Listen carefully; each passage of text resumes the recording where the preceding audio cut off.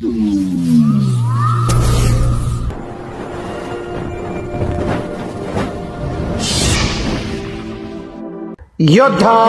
News Marathi. ऐन निकालाच्या तोंडावर शिक्षण मंडळ कर्मचाऱ्यांचा एल्गार।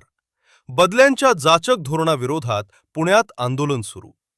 पुणे खेड महाराष्ट्र राज्य माध्यमिक व उच्च माध्यमिक शिक्षण मंडळाच्या राज्य मंडळ पुणे विभागीय कार्यालयातील कर्मचाऱ्यांनी आपल्या विविध प्रलंबित मागण्यांसाठी 20 एप्रिल 2026 पासून आंदोलनाचे हत्यार उपसले आहे। इयत्ता 10वी आणि 12वीच्या निकालाचे काम अंतिम टप्प्यात असतानाच कर्मचारी संघटनांनी पुकारलेल्या या आंदोलनामुळे निकालाच्या प्रक्रियेवर टांगती तलवार निर्माण झाली आहे। आंदोलनाचे मुख्य कारण हुकुमशाही आणि बदल्यांचे नवे नियम। महाराष्ट्र राज्य माध्यमिक व उच्च माध्यमिक शिक्षण मंडळ कर्मचारी महासंघटना आणि बहुजन कर्मचारी कल्याण महासंघ यांच्या संयुक्त कृती समितीने या आंदोलनाचे नेतृत्व केले आहे। संघटनांच्या मते राज्य मंडळ ही एक स्वायत्त संस्था असून कर्मचाऱ्यांच्या पदोन्नती आणि बदल्यांबाबत प्रशासनासोबत आधीच करार झाले होते। मात्र नोव्हेंबर 2025 मध्ये नियुक्त झालेल्या IAS दर्जाच्या नवीन अध्यक्षांनी कर्मचाऱ्यांशी चर्चा न करता हुकुमशाही पद्धतीने प्रचलित निकष रद्द केले आहेत। शासनाप्रमाणे नवीन कडक निकष लागू केल्यामुळे कर्मचाऱ्यांचे भवितव्य धोक्यात आल्याचा आरोप संघटनांनी केला आहे। रिक्त पदांमुळे कामाचा अतिरिक्त ताण आंदोलक कर्मचाऱ्यांनी प्रशासनाच्या उदासीनतेवरही ताशेरे ओढले आहेत।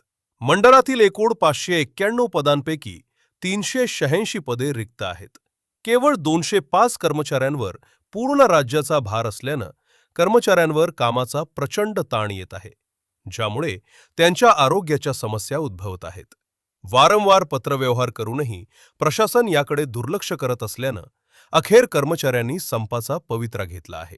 मंडळ प्रशासनानं कार्यकारी परिषदेत घेतलेला ठराव क्रमांक 96 दिनांक 12 फेब्रुवारी 2026 त्वरित रद्द करावा।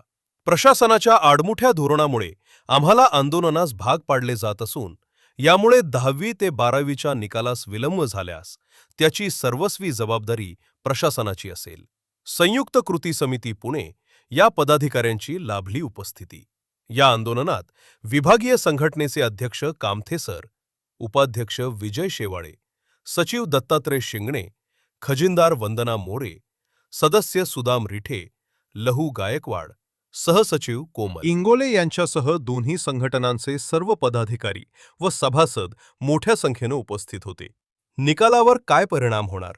सध्या एप्रिल महिना असल्यानं राज्यभर 10वी आणि 12वीच्या उत्तरपत्रिका तपासणी आणि निकाल तयार करण्याचे काम युद्धपातळीवर सुरू आहे।